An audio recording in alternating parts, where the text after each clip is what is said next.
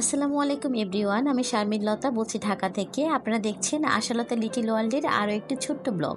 আশা করছি ব্লগটা সবাই অনেক বেশি এনজয় করবেন। এই যে দেখতে পাচ্ছেন এখানে একটি ডায়েট পোশাক, এটা হচ্ছে টাইডায়ের একটি ড্রেস, 2 পিস, ওড়না আর হচ্ছে কামিজ।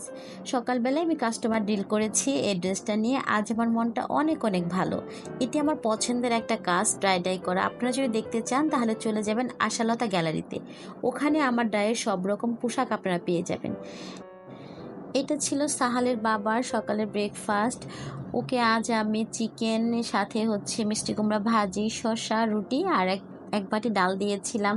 যেহেতু ও সারাদিনই বাইরে থাকে, তাই আমি একটু চেষ্টা করি ডায়েটিংয়ের মধ্যে থাকলেও সকালের ব্রেকফাস্টটা একটু ভারী দিতে। আমাদের সবারই সকালের ব্রেকফাস্ট অলরেডি ডান। এটা আমি সাহালের জন্য 2 পিস চিকেন ললিপপ বের করে নিলাম। এটাকে আমি ডিফ্রোস্ট করব। আজ আমার হাতে সময় আছে, তাই আমি এটাকে নর্মালি ডিফ্রোস্ট করে নিচ্ছি। আর যদি সময় না থাকতো তাহলে আমি ওভেনে 20 সেকেন্ড দিয়ে নিতাম, তাহলে এটা ডিফ্রোস্ট হয়ে যেত। এটা 2 পিস চিকেন ললিপপ ভেজে নিচ্ছি। আমি এটাকে আজ সাহালের টিফিনে দিব। ওই যে বলেছিলাম সকালটা আমার অনেক বেশি ব্যস্ততায় কাটে। সাহালকে মাদ্রাসায় পাঠিয়ে দিয়ে সানিকে ঘুম পাড়িয়ে আমি চলে এসেছি রান্নাঘরে। আজ আমি আপনাদের সাথে একটা মজার রেসিপি শেয়ার করব। কচুরলতি, কাঁঠালের বিচি আর চিংড়ি মাছ দিয়ে অনেক মজার একটি রেসিপি। আপনারা স্কিপ করবেন না, পুরো ভিডিওটি দেখে নেবেন। আশা করছি রেসিপিটি আপনাদের অনেক বেশি পছন্দ হবে। এই যে আমি কাঁঠালের বিচিগুলো খুব সুন্দর করে ধুয়ে নিয়েছি। এবার এদিকে আমি কচুরলতিটা হালকা ভাপিয়ে নিচ্ছি, কারণ যদি গলা চুলকায় তাহলে কিন্তু ভাপিয়ে নিলে আর গলা চুলকবে না। এই যে ভাপিয়ে নেওয়া শেষ, এবার চলে যাচ্ছি রান্নাতে। কড়াইয়ে তেল গরম হয়ে গেছে। এবার আমি এখানে সামান্য একটু কালিজিরা ফোড়ন দিয়ে দিলাম আর দিয়ে দিলাম রসুন। কালিজিরা আর রসুনটা ভেজে এখানে আমি পেঁয়াজ আর কাঁচামরিচ দিয়ে দিচ্ছি। এবার এটাকে আমি লাল লাল করে ভেজে নেব। আপনারা এই রেসিপিটাতে কিন্তু অবশ্যই কালিজিরা ফোড়ন দিবেন। কালিজিরা ফোড়ন দিলে যেটা হবে, তরকারিতে অনেক সুন্দর একটা স্মেল আসবে। এবার আমি চিংড়ি মাছটা ভেজে নিচ্ছি। কাঁঠালের বিচিটাও খুব ভালো করে ভেজে নেব। দিয়ে দিচ্ছি মরিচের গুঁড়া, হলুদের গুঁড়া, ধনিয়ার গুঁড়া, সামান্য একটু আদা রসুন বাটা, একটুখানি জিরার গুঁড়া এবং লবণ দিয়ে এটাকে আমি খুব ভালো করে কষিয়ে নেব। ঢাকনা দিয়ে ঢেকে চুলার আঁচটা মিডিয়াম টু লোয়ে রেখে আমি অনেক সময় কষিয়ে নিব, যাতে করে কাঁঠালের বিচিটা সিদ্ধ হয়ে যায়। এক্ষেত্রে কিন্তু আমার কচুরলতিটাও ভাপিয়ে নিয়েছি, প্রায় সিদ্ধ হয়ে গেছে, তাই আমি কষানোর মধ্যেও কাঁঠালের বিচিটাকেও সিদ্ধ করে নেব। এই যে দেখতে পাচ্ছেন আমার অনেক সুন্দরভাবে কাঁঠালের বিচি, চিংড়ি মাছ খুব সুন্দর করে মশলাটা কষানো হয়ে গেছে, উপরে কিন্তু তেল চলে এসেছে। এবার এই পর্যায়ে আমি দিয়ে দিব কচুরলতি। কচুরলতিটা দিয়ে আমি খুব ভালোভাবে মশলাটার সাথে কচুরলতিটাকে মিশিয়ে নেব। এবার আমি এটাকে খুব ভালোভাবে মিশিয়ে আমি আবারও ঢাকনা দিয়ে ঢেকে মিডিয়াম টু লোয়ে রেখে রান্না করে নেব 5 মিনিটের মতো। এই পর্যায়ে আমি ঢাকনা খুলে নেড়ে চেড়ে ভালো করে মিশিয়ে আমি ঝোলের জন্য পানি দিয়ে দিব। ঝোলের জন্য কিন্তু আমি অল্প পরিমাণে পানি দিচ্ছি এখানে, কারণ যেহেতু আমার কাঁঠালের বিচিটাও একটু সিদ্ধ হয়ে গেছে, কচুলতিটাও ভাপানো, তাই বেশি পানি দিব না, অল্প একটু পানি দিয়ে ঢাকনা দিয়ে ঢেকে আমি আবার রান্না করে নেব।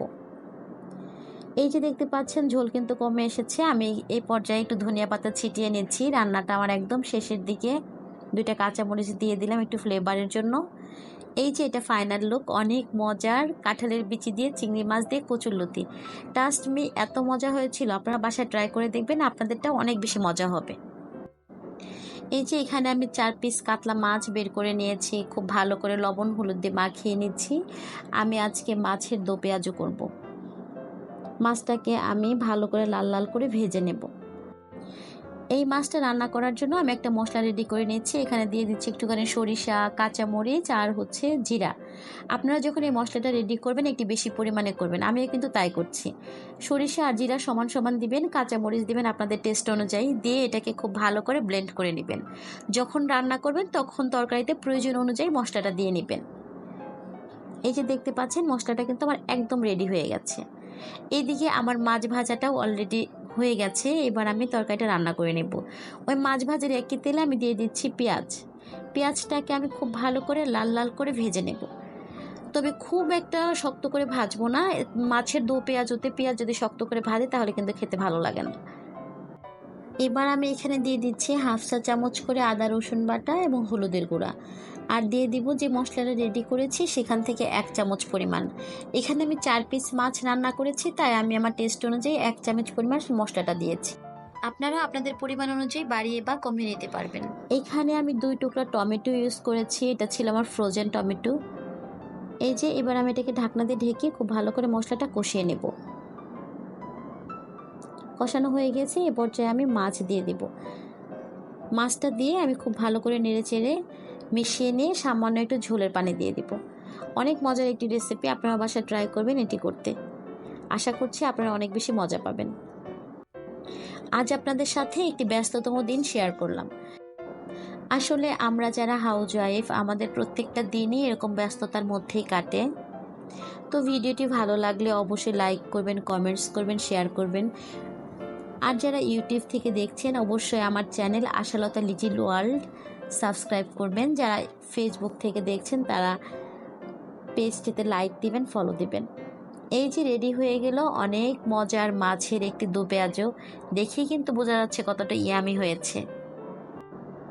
আমার ঘরে যেহেতু 2টা ছোট ছোট বেবি, তাই অনেক বেশি কন্টেন্ট আপনাদের সাথে হয়তো বা শেয়ার করতে পারি না। ছোট ছোট কন্টেন্ট আপনাদের সাথে শেয়ার করি, সবাই ক্ষমাসুলভ দৃষ্টিতে দেখবেন। আমি চেষ্টা করছি আমার ব্লগগুলো সুন্দর করে ফুটিয়ে তোলার জন্য। সবাই ভালো থাকবেন, সুস্থ থাকবেন, আমার আর আমার পরিবারের জন্য দোয়া করবেন।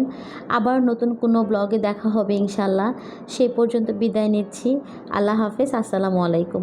আর হ্যাঁ, এই যে দেখেন আমার মাছের দো পেঁয়াজের ফাইনাল লুক, কতটা ডিলিশিয়াস দেখেই বোঝা যাচ্ছে। আজকের লাঞ্চ মাছের দো পেঁয়াজু আর চিংড়ি, কচুরলতি আর কাঁঠালের বিচি দিয়ে তরকারি।